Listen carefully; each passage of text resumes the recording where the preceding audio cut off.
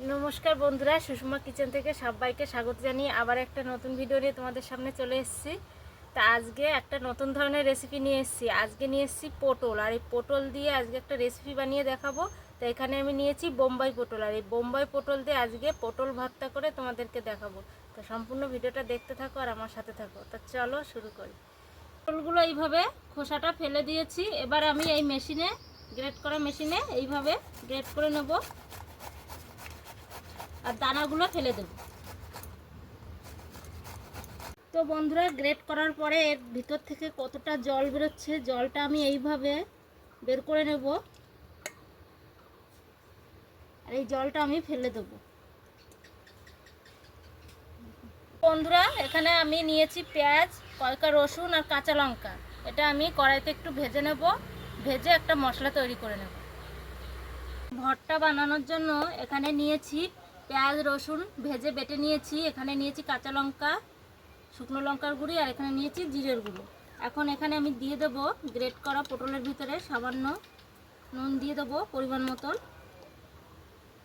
দিয়ে দেবো হলুদ, আর এখানে বাটা মশলাটা দিয়ে দেবো, এখানে কাঁচা লঙ্কাটা দিয়ে দেবো, আর গুঁড়ো মশলাগুলো দিয়ে দেবো।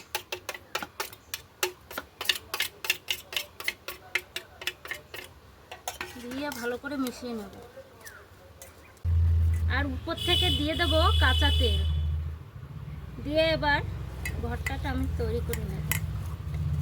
তো একবার দেখিয়ে দিই তোমাদেরকে পটল ভর্তা কেমন হয়েছে।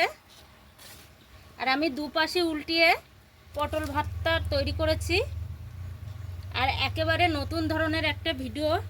এই ভর্তা দিয়ে এক থালা ভাত মাখিয়ে খাওয়া যাবে। তো বন্ধুরা, একদম নতুন ধরনের একটা রেসিপি, আর এই রেসিপিটা দিয়ে এক থালা ভাত মাখিয়ে খাওয়া যাবে। দেখুন কত সুন্দর হয়েছে, দেখতেও কত সুন্দর, আর কালারটাও ভালো এসছে। তো ভিডিওটা কেমন হয়েছে আমাকে লাইক করবে, আর যারা ইউটিউব থেকে দেখছো আমাকে সাবস্ক্রাইব করবে। দেখা হবে পরের ভিডিওয়। টাটা।